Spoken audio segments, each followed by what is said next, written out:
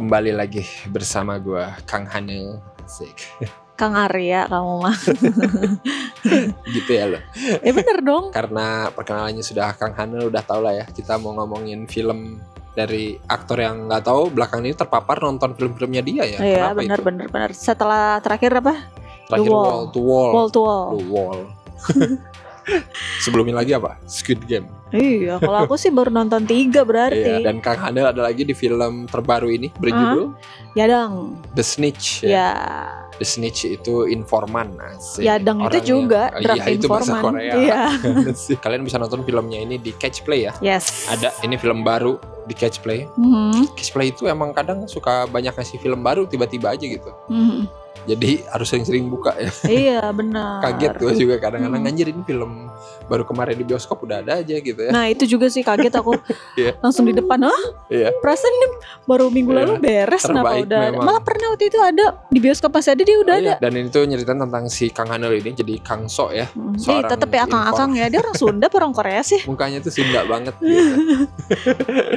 Dia itu jadi informan buat polisi ya. Dia kerja sama polisi gitu buat ngasih info dari tukang narkoba gitu loh ya.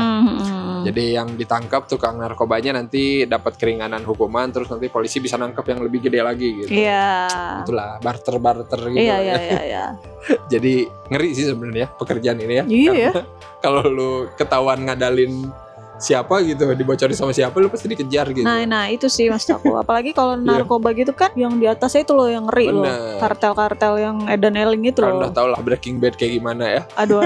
Dari yang kecil-kecil sampai yang ngeri-ngeri gitu ya. Iya itulah. Si Kang So ini tuh ya kerjasama sama seorang jaksa yang diperanin sama bapak-bapak yang ada di itu tuh ex-human. Dia jadi jaksa ceritanya di sini. Tapi dia itu jaksa yang masih di kabupaten kayaknya awalnya ceritanya ya, kabupaten Palura. Kan dia bilang bukan ke Seoul. Salah satu jaksa yang terbaik ya, karena kan dia bilang 1 di antara 10 itu biasanya nggak bisa maju. Dan dia termasuk yang paling inilah oke lah, tekun. Dan dia itu punya cara jenius gitu buat gimana gua naik jabatan gitu ya. Itu kerjasama dengan para kriminal gitu.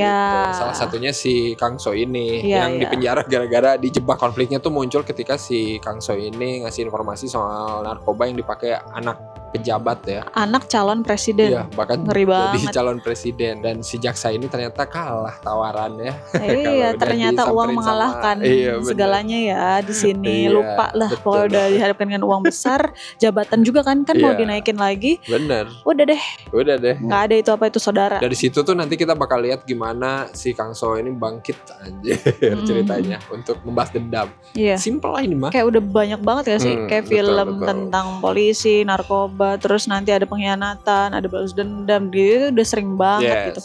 Cuman ya menurut aku yang agak beda di sini tuh ada sisi lucunya gitu, komikalnya gitu ada, karena kayaknya gara-gara yang main si ini deh, si Akang, gara-gara dia deh, karena dia tuh mukanya ya gak sih? Aku nggak tahu sih ya di film lainnya gimana, cuman kalau aku kan baru nonton film dia 3, kayak mukanya tuh nggak ada, dia serius emang, cuman tetap gitu nggak yang tapi serius yang sangar gitu, jadi seriusnya tuh serius yang ada lucunya gitu loh. Pembawaan dia biasanya kan kalau film-film yang lain gitu kayak udah serius aja. Benar gitu, nggak ada bercanda-bercanda. Dia tuh masih dari mukanya, dari tingkah laku dia ke temennya di film ya maksudnya, walaupun berat temanya kayak tadilah. Anak presiden narkoba, calon presiden narkoba, terus polisi, terus apa sih kartel, terus berdarah, tapi tetap fun. Meskipun filmnya ini agak R-rated ya, ada nudity sih, dikit gitu ya, sama ya adalah darah-darah gitu ya. Cuman ya udah nggak yang gimana-gimana banget gitu, tetap film yang aman sih. Ada ini kan yang kata dia pesta narkoba itu yang ada seksnya itu ya. Ada pesta seks, orgy, gila, mengerikan ya.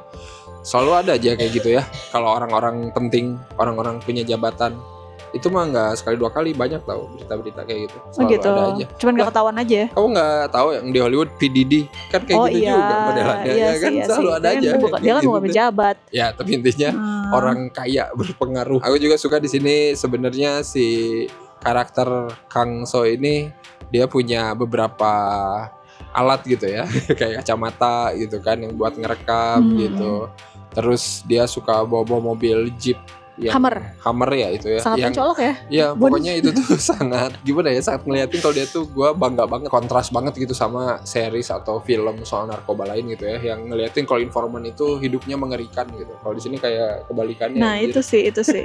Sebenarnya kalau ngomongin itu aku merasa agak deg-degan juga. Maksud aku biasanya kan kalau informan itu underground ya, diem-diem aja gitu. Dia tuh kayak jumawa gitu loh, lewat di TV ada kayak gitu-gitu loh. Jadi kayak ini bener gak sih sesungguhnya gimana sih? Aku nggak tahu sih ya informan mungkin itu. Informan sebenarnya ketahuan dong. Kalau kayak gitu bahaya banget. Tapi kalau mungkin aslinya ada kayak gini juga keren sih. Ngeri sih. Justru mungkin itu cara bersembunyinya. Terlihat tapi itu kayak bersembunyi. Itu gak bersembunyi ya kalau terang-terangan gitu gak bersembunyi ya. Ngeri ya, didor sama anak buahnya Pablo Escobar anjir udah beres besok juga. Udah mobil mentereng banget lagi. Gampang banget bisa dicari. Bisa dibom itu anjir mobil. Kan kamu tadi bilang fast pace ya. Tapi ada beberapa yang aku bingung. Iya. Editingnya kayak ada beberapa yang bingung gitu loh.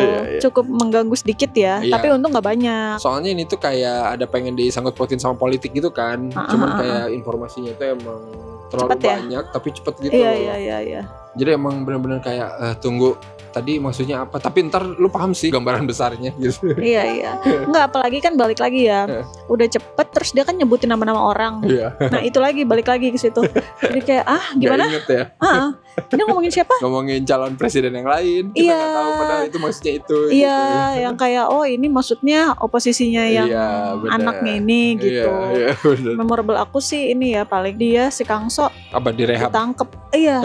Itu bagus. Mas aku nggak nyangka akhirnya kan terjadi juga kan, saking terang-terangannya gampang dicari lah intinya. Ya udah dia dijebak, dibakar, terus dia disuntikin narkoba setiap hari selama sebulan ya, apa gimana sih? Iyalah, pokoknya itulah, terus dia berusaha untuk bangkit. Itu sih di situ aku kayak kan itulah bahayanya masih pekerjaan baik, ini. Tapi di sini mah kalau di luar mungkin udah dibunuh kali ya. Iya sih. Iya ya, kenapa nggak dibunuh ya? Tapi aku suka setelah itu dia direhab underground. Di balik TV ya, di balik apa sih? Iya, bangsat. Dan temennya itu bagus banget. Kita buka aja fasilitas rehab, gampang kok aja. Iya. Bener sih, gampang. Daripada ke luar negeri. Gampang nyiksa orang gitu. Soalnya dia berhasil. Itu jenius sih, tapi bener ngerehab kayak gitu. Hanya orang-orang terpilih yang bisa direhab kayak gitu. Tapi tragis sih. Sama terakhirnya mungkin lebih ngingetin kayak film-film heist gitu ya, yang menyimpan banyak intrik kan. Ini kalau kalian suka model kayak gitu, dapat juga di film. Iya ada. Sama ini kak yang kata lo kok gini, ternyata diumpetin di sini gitu. Ada bagian itu loh. Bagian apa ya namanya istilahnya? Adegan sulap. Adegan sulap. Pasti ada. Adegan sulap. Kan kalian nanti suka plot twist. Wah, ternyata begini. Iya. Adalah, nonton aja lah itu ya. Iya. Buat yang suka yang kayak gitu-gitu, ini cocok banget lah. Tapi ya itulah Korea gitu ya. Dengan film-filmnya yang udah banyak banget gitu sekarang. Menurut aku sampai bikin yang kayak gini pun biasa aja di Korea bikinnya. Maksudnya kayak ini sutradara debutan loh yang bikin. Iya. Lihat, sutradara debutan cuy, gila. Ukuran sutradara debutan masih ya fun lah, not bad gitu. Ya kan maksudnya. Bukan yang gimana-gimana banget gitu. Tapi ya oke-oke aja sih. Coba Indonesia cari yang begini-begini, santai tapi tetap seru gitu ya. Tapi mahal kali nanti. Ya itu memang selalu jadi kendala sih. Tapi cobalah. Kita kasih skor dulu berapa nih untuk Yadang? Masih oke, bisa ditonton santai gitu. Aku kasih 6,5 deh per 10. Mantap. Aku 7 aja lah ya. Ringan banget filmnya. Tontonan yang cocok kalau kalian lagi pengen rebahan dan nggak mau mikir berat lah. Nggak sih, rebahan nggak cocok kalau kata aku. Agak ngeri soalnya. Iya, justru itu ngerinya aja bisa ditonton dengan santai kata aku mah. Itulah hebatnya Korea. Kita tungguin aja ya film Kang Ano selanjutnya, karena kayaknya dia banyak proyeknya ya. Iya.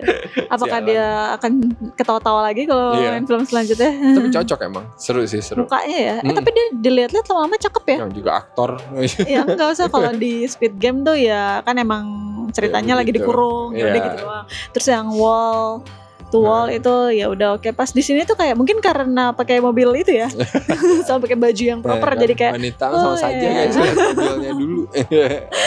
Jadi kayak ya kelihatan cakep. Silakan nonton aja, ada di Catch Play ya. Silakan kalau mau langganan murah banget di sana. Kalian mau single rental juga bisa, murah juga sama. Seperti biasa jangan lupa like, comment, subscribe, follow semua sosial media Snackgrip. Kalian juga bisa join membership Snackgrip. Yes. Beli merchandise Snackgrip seperti biasa ada linknya di deskripsi, diklik aja itu langsung. Link Tokopedia itu. Link Shopee emang nggak ada sih, tapi Tokopedia aja. Panjang sih? Iya kan, biar orang tahu, takutnya nggak tahu. Oke, kalau gitu sampai ketemu lagi di episode selanjutnya. Bye.